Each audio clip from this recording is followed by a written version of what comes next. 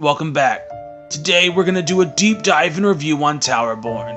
Towerborne is being developed by Stoic Studios and published by Microsoft Gaming Studios. It originally released on Steam through Early Access on September 10th, 2024. The first time I played Towerborne was through the closed beta on Xbox, and I had a great time. I was eagerly anticipating the release of Towerborne in 2024, but alas, it would not come. Well, on console anyway. I'm not gonna lie, I was a little bit peeved about that fact, that Towerborne wasn't releasing on console in 2024. Mostly because of the social aspect of it. Because I game on Xbox primarily, my brothers game only on Xbox and all my friends game on Xbox, so it would have been great to experience the social aspect of this game after enjoying the combat and the mechanics in the closed beta. Despite that minor grievance, I enjoyed the experience of the closed beta, and with the promise of cross-progression from Steam to Xbox, I decided to go ahead and support the devs even more, and I went and purchased the Gold Founders Pack, which I think is like $45 on Steam. And this is a purchase well worth it. Since then, I've sunk about 22 hours into Towerborne, and which is not a lot considering the fact that it released in September of 2024 and it's April of 2025, but like I said, I primarily game on Xbox, so I had to use my Steam Deck in order to play this. Now, at first, it did take a little bit of finagling in order to get it to work on Steam Deck. I had to download Proton or something like that, but the devs and the community itself within the Discord of Towerborne were very helpful and helped me get that set up so that I could enjoy this experience. And I played single player the entire time, and I had such a blast. Now that we got the boring stuff out of the way, let's dive a little bit deeper into Towerborne. What exactly is Towerborne? Well, it's a side-scroller beat-em-up in a fantasy setting with roguelike elements and RPG-like mechanics. When you first boot up Towerborne, you're going to be able to create your own character from scratch, and you can customize them in a variety of different ways to make them look however you want within the prescribed art style of the game. From there, the ball's in your court, and you're free to go out and explore the world of Towerborne by choosing one of the 4 available classes. However, that being said, you can switch between these classes at any point in time, and leveling up is separate from each class, as well as character customization. The 4 classes you can choose from include the Shadow Striker, which is a roguelike character that bears 2 short swords or daggers and uses dexterity to their advantage. The Rock Breaker, which has 2 large mitts, great for crushing enemies, uses strength to their advantage. The Pyroclast, which has a giant staff that is used to hit enemies or blast them away with a shotgun fire blast. And the Sentinel, which is a basic sword and shield, but has the capability of blocking enemy attacks with its shield. Some of these cosmetics that you're seeing are from the Gold and Silver Founder Packs. After the opening mission, the Belfry is going to serve as your main hub. From here, you can access missions, dismantle or upgrade weapons, go to the world map, or even have a dance party with your friends. This is the social aspect of Towerborne, and where you're going to access training and stuff like that as well. From there, you go to the world map, pictured here. There's at least one other location you can access the world map from in the Belfry. And the world map itself is very unique. It kind of looks like a game board. It's got set pieces and it's got hexagon-like blocks. When they're blued out, that means you haven't accessed it. Once you beat the mission, it kind of fills in like grasslands, mountains, fungi forests, and stuff like that, and it looks really awesome. Within these different mission hexes that have varying biomes based on the location you're at in the world map, you're going to find hazards and other things like traps that can provide you an advantage against your enemies. If you knock into them, it's going to damage them, or it can damage you if you're not careful. You're also going to have things called Umbra accompanying you. This one sets out a little bubble that incapacitates lower level enemies and kind of juggles them in the air while doing damage at the same time, but it also helps with bosses by slowly chipping away at their health. On occasion, you're also going to find challenges within these mission hexes. And these are separate from the missions that we receive from the mission board.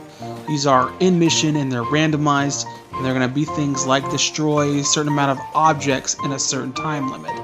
And like I said, these are randomly occurring, and basically what they do is they reward you with a bonus item. It's going to be a bonus weapon, a bonus piece of armor, an augment, or even upgrade material in order to improve that upon which you already have. If you are unable to complete the challenge within the allotted time frame, you simply won't get the bonus reward that occurs. You'll still get the rewards at the end of the level for completing it, but you won't get that extra bonus right there in your pocket. Not all challenges are created equally, and therefore you're going to find challenges that are more difficult than others, such as protecting a piece of equipment. These enemies spawn randomly, they come and are hell-bent on attacking this piece of equipment, and in the beginning, it wasn't quite balanced well enough and they would destroy it more often than you were able to save it, especially if you were playing solo. If you grew up with a team, it's a little bit easier. But here, sometimes you just fail. Like, this one seemed more challenging, had a certain number of enemies to destroy, and even though I was kicking ass and taking names, still wasn't able to complete the challenge on time, and therefore did not get any bonus and just had to face a mini-boss. Some of you might be thinking, Diente, what are you doing covering this game? I thought you were a shooter-only guy. First-person perspective all the way, don't give me nothing but aiming down the barrel of a gun. For the most part, you're right, I love some first-person shooter action. But I'm also a sucker for high fantasy, and if it has a great art style, like this does, and phenomenal combat, like this does, I'm all in, baby. After all, my second favorite game of all time is Kingdoms of Amalur. Since last year, I've also been getting pretty heavy into the Drizzt Do'Urden series, which are a set of books based on the Forgotten Realms of D&D written by R.A. Salvatore, and I kind of drew my own connections, especially with this Shadow Striker preset, to Drizzt Do'Urden. He's a dark elf that uses dual scimitars and a combination of finesse and dexterity in order to take out his enemies and win the day. And with this subclass, this Shadow Striker set, you have the dual swords, you use a lot of finesse, a lot of dexterity, you move around the field like a dart, and you sting. And you are able to take out enemies quickly and very effectively, and the combat is pristine. And I was able to use that to immerse myself deeper into the world of R.A. Salvatore and Drizzt Do'Urden. For example, the fungi forest here reminds me of what I picture the Underdark to look like in the books, finite creatures, kobolds, and fungus popping up. This area reminded me of the Spine of the World. You got that hellish landscape with the sharply ridged mountains and almost impossible passes with creatures popping out of everywhere trying to kill you. Now, I doubt that the creators of this game had any intention of paralleling it to those things that I built in my own head, but that's why I made my character look like that, a dark elf, and he's kind of a combination between Drizzt Do'Urden and Jarlaxle Baenri, which is nerd-ass shit, so we'll go on. So when I first played it, I exclusively used the Sentinel, which is the sword and shield combo. It's the basic staple of any high fantasy. You block with your shield, and you swipe with your sword, and then wham bam thank you ma'am, you take out your enemies. Boom. Going off that notion, I used it in the beginning of Early Access as well. I had familiarity with it, and I knew some of the combos. But after a while, it started to grow a little bit stale. The moveset is not as precise and pristine as the other movesets, even though it's really fun to use. I would say it's probably better for beginners.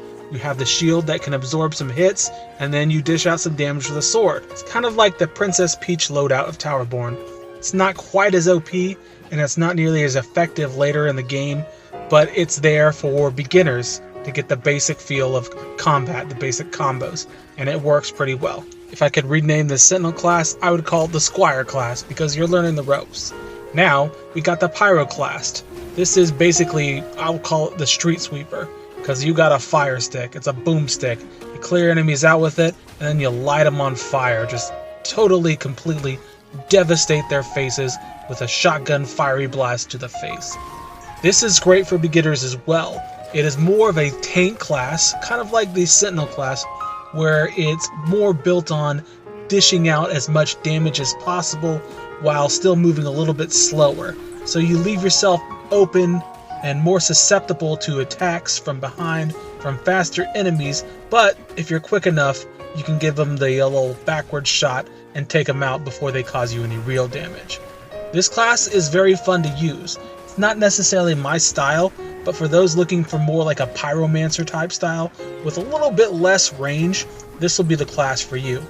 Check it out as it takes out hordes of enemies in one go, easily accomplishing those challenges that are harder for more precise classes like the Rock Breaker or even the Shadow Striker. I honestly didn't use the Pyroclast all that much. Like I said, it's not my style.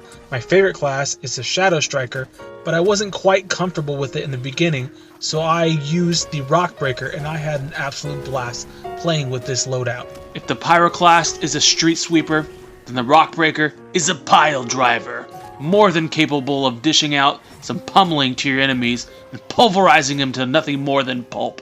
I feel like some of the moves in this build were heavily inspired by the world of wrestling. Check out the People's Elbow. Boom, drive him into the earth. Basically, you jump up, you press a heavy attack, and you come down with an elbow, and it's so forceful that it bounces him up off the ground and does a lot of damage. There's also a dodge kick, where if you press dodge and a heavy attack, he does a Rey Mysterio kick. Hooks around and swings his legs around and kicks up. Look, there it is. There's the Rey Mysterio.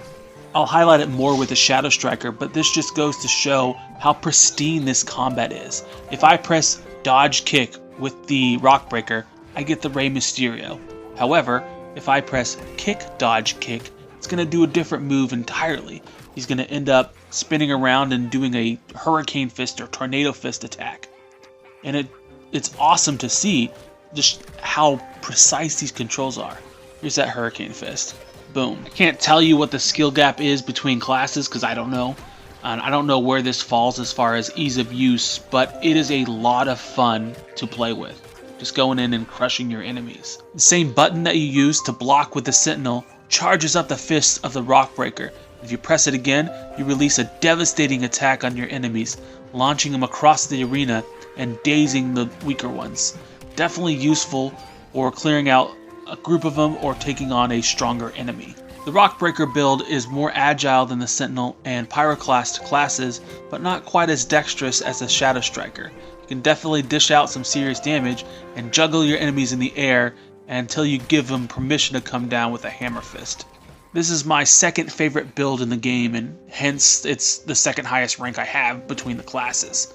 This class kind of reminds me of Belwar Disengult, who was a gnome in the Dres books, had his arms cut off by some evil drow, and his people end up replacing them with a mithril hammer and a mithril pickaxe. And especially here in the Underdark, you got this hammer. It definitely reminds me of that. There's a special move right there that can take out a group of enemies and cause some serious pain and suffering upon said enemies. So if you want a build that has a good amount of agility and athleticism and a lot of power, pick the Rock Breaker set. Or if you just want to dish out some pain like a WWE superstar, knock some enemies into the side of the ring and take them out for good, then this is the class for you. Now that being said, my absolute favorite class is the Shadow Striker. The Shadow Striker is the manifestation of agility, finesse, dexterity, and precision, able to use their double blades to slice through the hordes of enemies and cut them down like a deadly weed whacker. This is the class that made me fall in love with the combat in this game and realize just how precise and pristine the controls are. For example, if you press the dodge and strike buttons, you're going to do a power slide, which helps you get across the map a little bit faster, as well as opening up the enemies for an attack. However, if you press strike, dodge, strike, you're going to do a flipping butterfly slice, getting behind the enemy, behind their defenses, and able to attack their weak spots, just helping you out in combat all the more. That's just the basic attack. If you do a power attack, it's going to do a different moveset entirely. If you do a power attack dodge, then you're going to flip around and stab him like this. Boom! Take him out from behind. You thought he was sneaking up, but nope, got him, slinging him in the air. For each class, if you hold the basic attack down, it's going to launch him in the air. With the Shadow Striker, you're going to go up in the air with them. Every other class, you launch them up and you can jump up and attack them. If you hold the Y button or the power attack, that's your block breaking move. That's going to take out those enemies with shields, or at least daze them so that it leaves them susceptible for attack. The RB button, which is the block for the Sentinel, and the charge for the Rock Breaker, does that Shadow Kunai thing. Basically, you throw that piece of kunai or whatever it is, and you disappear and reappear where it is. Great for taking out those troublesome ranged enemies as they line up a shot to try and damage you. Typically in these types of games, I tend to favor a brute force class, where I stand my ground and I dish out damage to enemies while taking some myself. This game made me fall in love with this rogue class, this drow assassin class, which is so pristine, precise, agile, and fast that I'm able to go almost the entire level with barely taking any damage at all, if I manage to take any damage whatsoever. Now let's talk special moves. The special moves you can do with each class are based on the weapons that you're holding. Each weapon will have a set, and how to use it is you build up that blue bar and you're able to do so. My favorite is that dashing strike that you're able to find on some of the dual swords.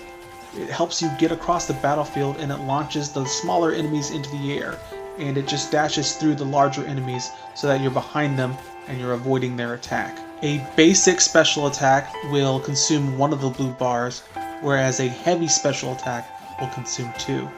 Like I said before, you build it up by damaging enemies. Right here, I'm going to decide to have a little jousting competition with this dude. There are some specials that are better than others. With this class, there's one that has exploding kunai that I don't like, but there's another one that I do like, where you do an attack that does an area of effect damage, and then you enter a shadow state, where the enemies can't see you. Once you hit another enemy, you come out of that shadow state, but you do critical damage. The heavy special for that is this awesome move where it takes 2 bars, like I said, but you're going to zip across the battlefield and damage as many enemies as possible within that small area, dive down, and it's great for taking out groups of enemies, great for taking out large enemies or tents. As you may be able to tell, the Shadow Striker class is the class that I use the most during my 21 hours of playtime in the early access period. I have the most familiarity with it and the best combat flow, the smoothest combat flow for me, in my opinion. The best way to play this game is to use all the tools at your disposal. Basic attack, heavy attack, jump, dodge, use them in congruity with each other, use them in combos, and you can use your Umbra to set them up for a flying attack to dish out some serious pain. But the point is, use all of them to carve out a great experience in this game. Throughout the early access period of Towerborne, the team at Stoic has been hard at work making refinements and adjustments to improve the game and the quality of life that you find in the game. They've improved combat, they've made it smoother, they've also made several other adjustments to just make it all the more charming. For example, in the beginning, whenever you would strike this bomb gobo, he drops the bomb, doesn't notice, and it blows up everybody around him, and him as well, which is awesome. I love using the enemy's own weapons against them, but they decided to add a little bit more charm. So here, you attack him, he still doesn't really notice, but when he gets blown up and launched, he gets caught on fire. I thought that was pretty cool. And then they went even further later on, and they made it so that he has a reaction, an animated reaction, that when you strike him, he does like panicking dance and then gets blown up, and the improvement in the fire graphics is obvious as well. I honestly haven't read any of the patch notes, but one of the other things I noticed for improvement in quality of life is when you used to first launch into the game, the missions would pop up and you would have to manually dismiss them. Now, whenever you drop into the game, they're there, but then they dismiss themselves. And finally, the small community of the Discord server has been great. The community's awesome, the devs are interactive and very cool, and it's just a great experience to have. Overall, in this early access period, I'm going to give this game a strong 9. It is such a blast to play. If you're not into online games, if you're not into beat 'em up games, it's not going to be your style. But it's so much fun, just so charming. The art style is amazing. The combat is phenomenal. I highly recommend playing this game. And if you don't have access to a good PC or a Steam Deck and you don't feel like spending $25 for early access, a Silver's Founders Pack for this, guess what? It just dropped on Xbox! Based on the timing of my video, I was trying to get it out before it dropped, but based on the timing of my video, it has just released on Xbox Gamepass Preview. Gather your friends, gather your wives, gather your kids, go play this game and have a blast with them. Thanks for taking the time to watch this. I hope you consider picking up this gem of a game and that you enjoy playing it, because it is awesome. Boom.